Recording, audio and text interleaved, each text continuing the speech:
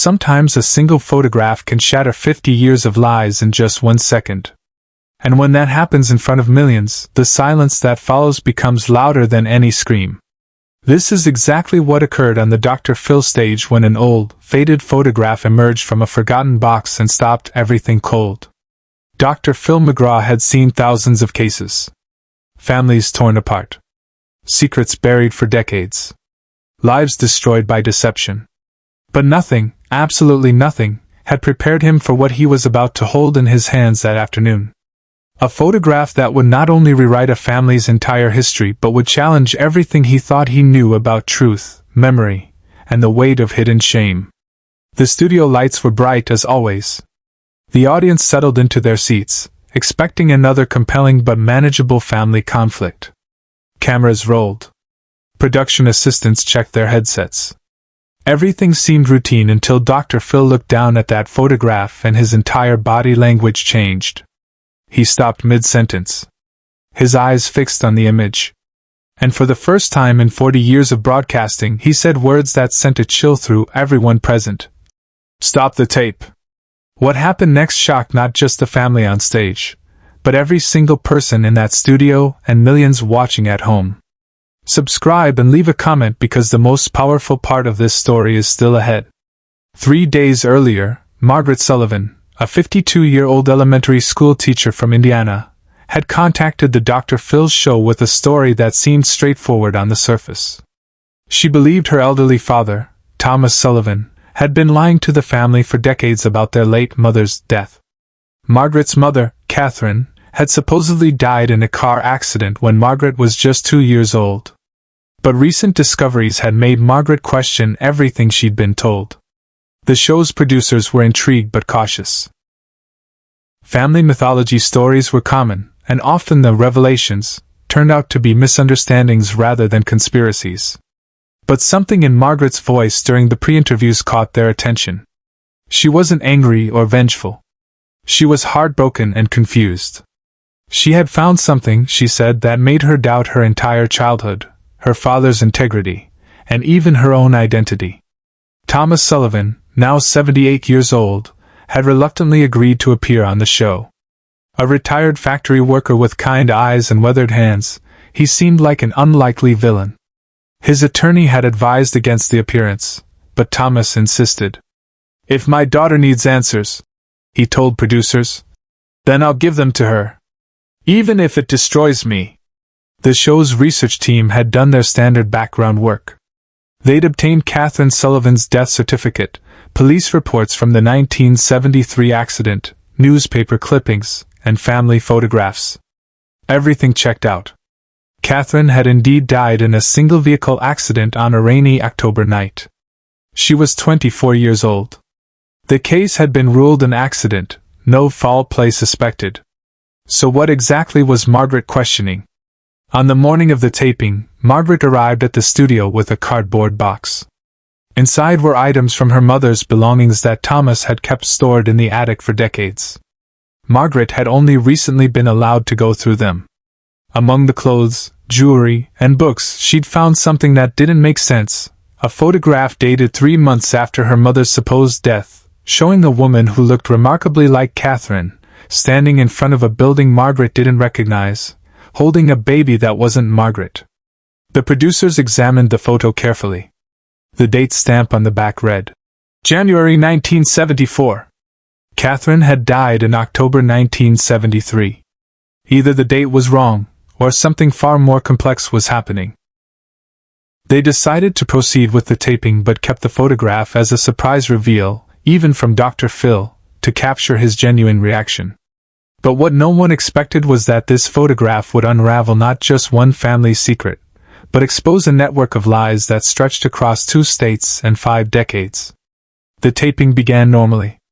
Dr. Phil welcomed Margaret and Thomas to the stage. They sat in the familiar brown leather chairs, the studio audience watching intently. Dr. Phil, as always, was direct but compassionate in his approach. "Margaret, you've come here today because you believe your father has been lying to you about your mother's death. That's a serious accusation. Walk me through what led you to this conclusion." Margaret's voice trembled as she spoke. Dr. Phil, my entire life, I was told my mother died in a car accident when I was 2. I grew up visiting her grave. I grew up believing I'd lost her to a tragic accident. But 3 months ago, I found things in my father's attic that don't add up. Letters. Documents. And a photograph that shouldn't exist. Thomas sat rigid in his chair, his jaw clenched. He looked older than his 78 years in that moment, as if the weight of time itself was pressing down on his shoulders. Dr. Phil turned to him. Thomas, your daughter believes you've been lying to her for 50 years. That's half a century of deception if it's true. What do you say to that?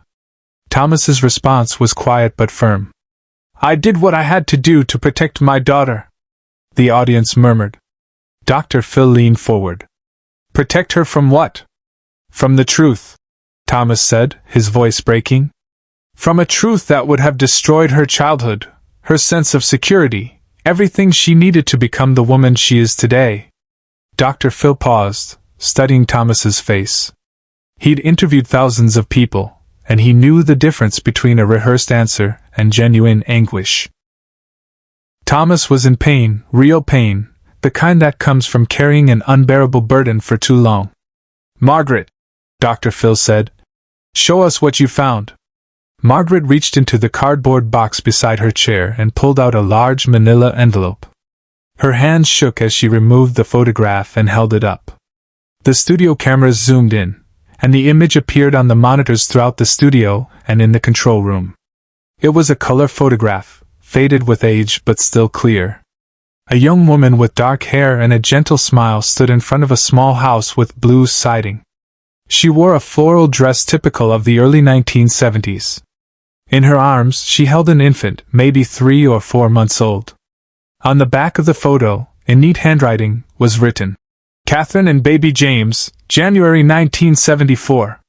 The studio fell silent. January 1974 was 3 months after Margaret Sullivan's supposed death. Dr. Phil took the photograph from Margaret. He studied it carefully, his expression unreadable.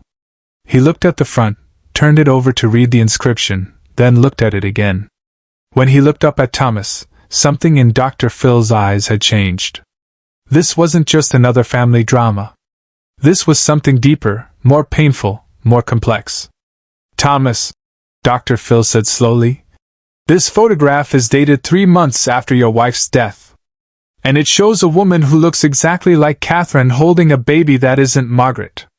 Explain this to me. Thomas's face crumpled. 50 years of secrets, 50 years of carefully maintained fiction, were about to collapse.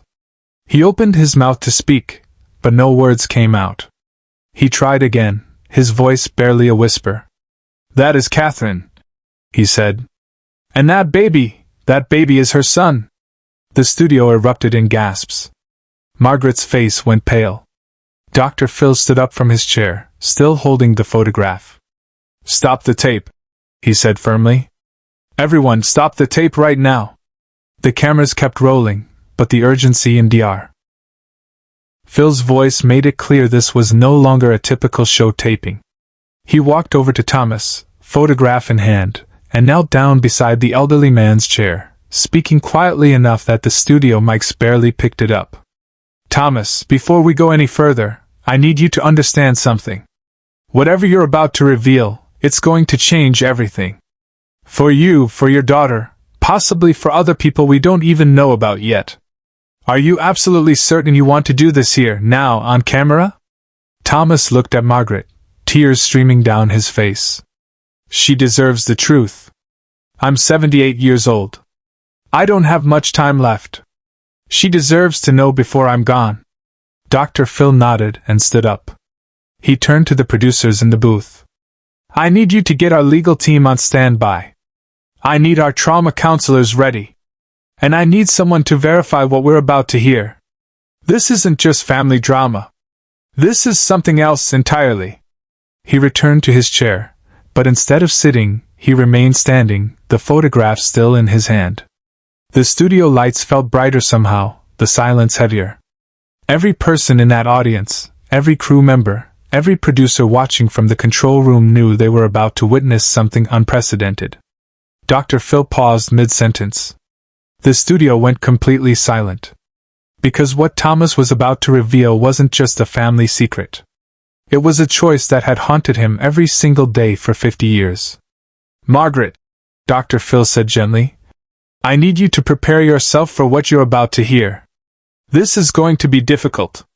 If you need to stop at any point, we stop. Do you understand? Margaret nodded, though her face showed she understood nothing yet. How could she?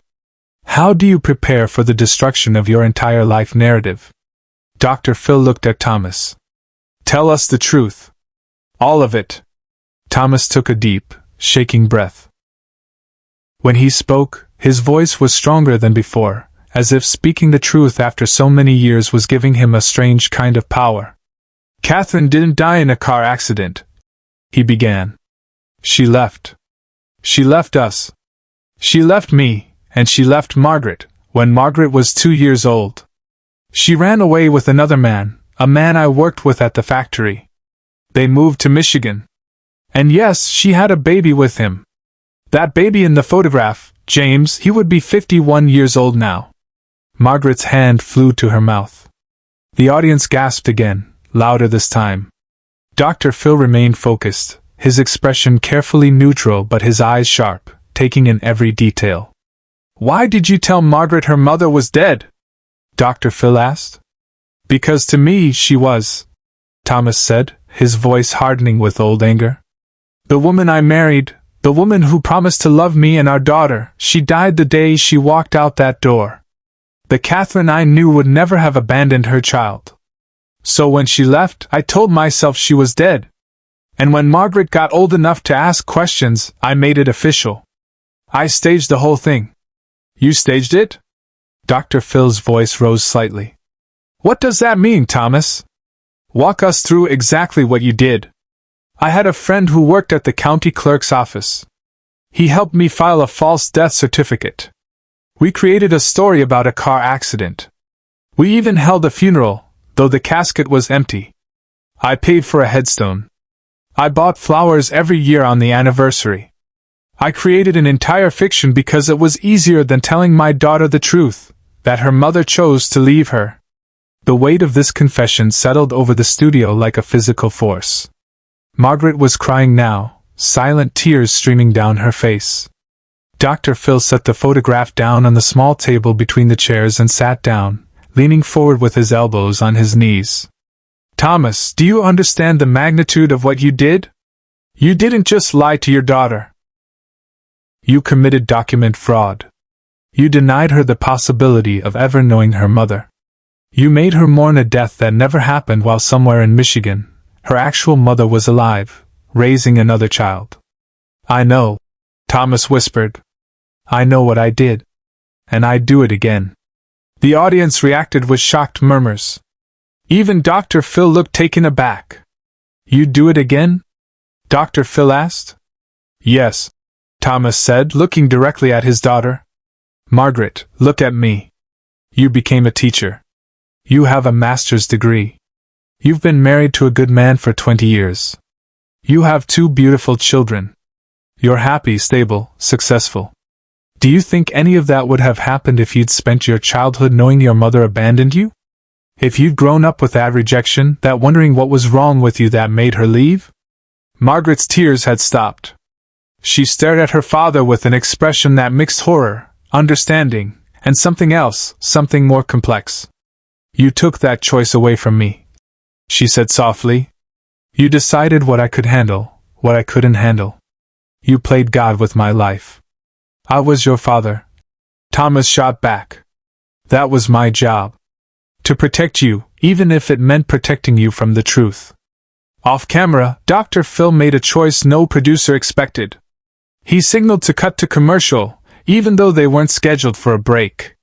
During the commercial break, which viewers at home would see but the studio audience experienced as an extended pause, Dr. Phil pulled both Margaret and Thomas aside.